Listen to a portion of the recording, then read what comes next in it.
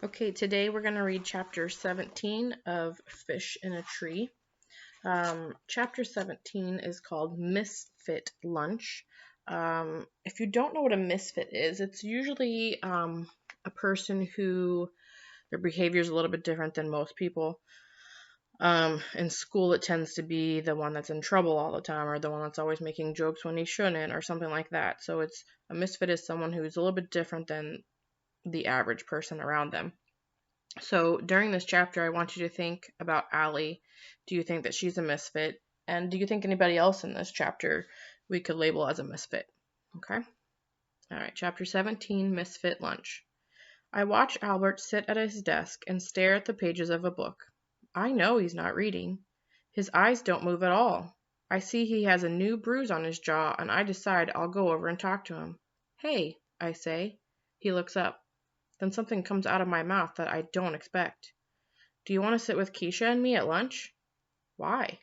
Well, you sit alone, and we sit alone, but together, too, so I thought we could all sit alone together. That isn't a logical conclusion. Clearly, if we are all together. Yeah, I know, I interrupted. It was a joke. So, want to? Well, I suppose so. I guess I've got to eat somewhere, he says. Albert leans his chair back as he shakes his empty carton of chocolate milk to let the drops fall on his tongue. I wonder who decided that a half pint of milk was enough. Why don't you just buy two? He puts his chair down and stares. Can't you just ask your mom for extra money in the morning? I say, readjusting my fake sling. This thing is a pain. Do you guys remember why she's wearing the sling? I don't have to ask for money. It's kind of prepaid. And then I realize all at once, of course, how stupid can I possibly be? Albert doesn't have many clothes and gets a ticket from Mr. Daniels every morning. I guess I never thought about it before. He must get one of the free lunches. I hope I didn't upset him, so I say I'm sorry. About what? Well, you know, that you get the free lunch. He shrugs. There are worse things than a free lunch. Yeah, I guess. It disturbs my mom, but my dad says he wants to leave his mark on mankind with one of his inventions, and she says he should get a real job. They fight about a lot, actually. I'm really surprised he told me that, and I decided never to tell another soul about it. Hey, says Keisha, sitting down. Hey, I say, and Albert nods. So, Albert, Keisha says, I watch Star Trek because you are always spouting off about it. The special effects are not that special.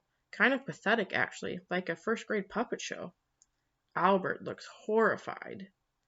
Keisha laughs as she unwraps her sandwich. Yeah, I knew that would get you. Shay's voice arrives before she does. Look, Jessica, she says as they walk by. It's the island of misfit toys. Yeah, Jessica says. It's like a six-legged freak. Shay laughs and Jessica looks proud of herself. Ugh, those girls are like walking pricker bushes, Keisha says, taking a bite of her sandwich. Don't let them bother you. They don't bother me, Albert says. It doesn't bother you at all that she called us misfit toys, I ask. It doesn't bother me, Keisha says. That girl can flap her gums about me until the sun rises and sets again. I really don't care. I wish I didn't care, and I wish I wasn't jealous of Shay and all that she has. Albert is wide-eyed. But why are the toys all misfits? Square wheels on a train can be fixed easily enough. Albert has his most serious voice turned up to high. And what's wrong with the doll, anyway? Why is it a misfit? It seems to adhere to the standards of a typical doll. Wow, he was in full professor mode. The Charlie in the Box, he continues, is just like a Jack in the Box in every way but his name. Something is not a misfit simply because it has a different name. That isn't true, I blurt out. He looks shocked. I suppose he isn't used to being corrected. He holds up his milk carton. Suppose I say this is orange juice. Doesn't it change what's inside?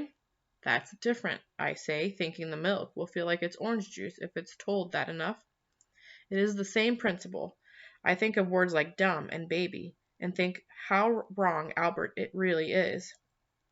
What about the cowboy? Keisha asks. He rides an ostrich instead of a horse. That has got to make him a misfit. It is illogical to say he is a misfit because he chooses to ride a different animal, provided he can carry out his cowboy duties.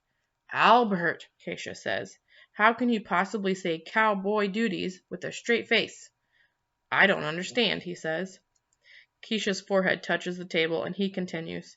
Especially when you consider that ostrich runs faster than horses, requires less water to drink, and can use their legs and feet as weapons. They are fierce kickers with sharp claws. I, for one, would trade a horse for that. That's just logical. And then I think that if someone hung a sign on me that said anything having that sign, there would make it so. But people have been calling me slow forever, right in front of me, as if I'm too dumb to know what they're talking about. People act like the words slow reader tell them everything that's inside, like I'm a can of soup. They can just read the list of ingredients and know everything about me.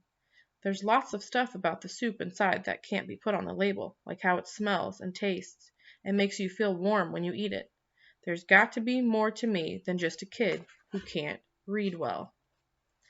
Okay, so that's the end of chapter 17. I don't know about you guys, but I'm really starting to like Albert. I kind of think he's funny, even though he doesn't think he's funny. But I want you to think about Allie for a second. She just compared herself to a can of soup. And why did she do that? I'll read that part again. It says, like, I'm a can of soup. They can just read the ingredients and know everything about me. So they're calling her a slow reader. But is that everything about her? She says there's got to be more than me than just a kid who can't read well. So what do you think about that? Do you think we should label people by just one or two things? Slow reader or tomato soup? So think about that for a little bit. If you have any opinions about that, you can write that and send that to me or Miss Whitener.